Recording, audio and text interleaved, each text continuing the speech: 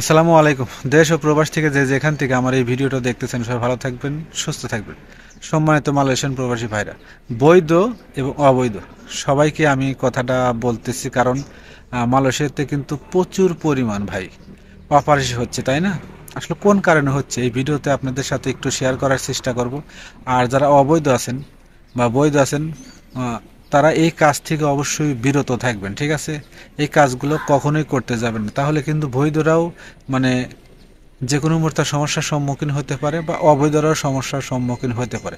তো এই দুইটা বিষয় নিয়ে অবশ্যই আপনাদের সাথে আলোচনা করব, কারণ এগুলো কিন্তু আসলে আমরা যারা মালয়েশিয়ান প্রবাসীরা আছি খুবই গুরুত্বপূর্ণ সহকারে দেখবেন। কারণ কি জানেন, আমরা যদি আমাদের ভুলের কারণে যদি আমরা যে কোনো কাজে ফাইসে যাই তাহলে কিন্তু কিছু করার থাকবে না।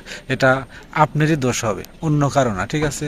বা আমাদের প্রবাসীরই সমস্যা হবে, এক প্রবাসীর কারণে আর এক প্রবাসীর সমস্যায় পড়বে, তাই না? তো যাই হোক, বেশি কথা না বেরিয়ে আপনাদের সাথে মূল টপিকে যাই। সেটা হচ্ছে যে মালয়েশিয়াতে বর্তমান প্রচুর পরিমাণ অপারেশন চলতেছে সব জায়গাতে ভাই।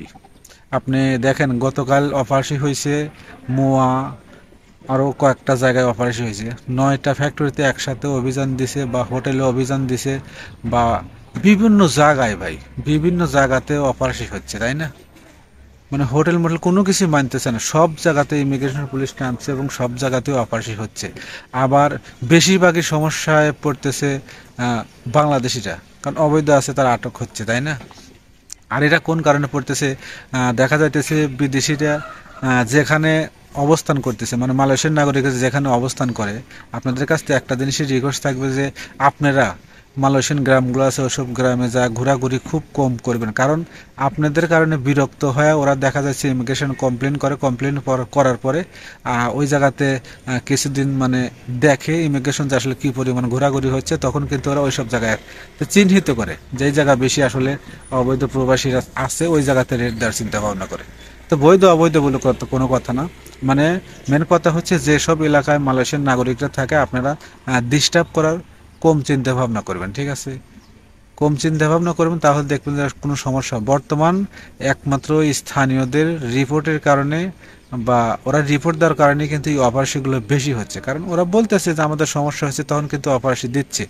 আর আর একটা কারণ হচ্ছে দেশে হয়তো দেখা যাইতেছে অবৈধ লোক সংখ্যা অনেক বেশি, সে কারণেও দিতেছে। কিন্তু ভাই সব জায়গাতেই অপারেশন একসাথে শুরু হয়েছে।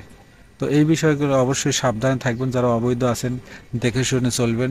এটাই আমার আপনাদের কাছে রিকোয়েস্ট। জাস্ট আপনাদেরকে ভালো কিছু তথ্য দেওয়ার জন্যই আর কি আমার এই ভিডিওটা করা, যাতে করে সবাই সাবধান বা দেখে শুনে চলতে পারেন। আর যদি কোনো কিছু জানার থাকে অবশ্যই আমাকে কমেন্ট করবেন, আমি চেষ্টা করবো সঠিক তথ্যগুলো আপনাদেরকে দেওয়ার জন্য।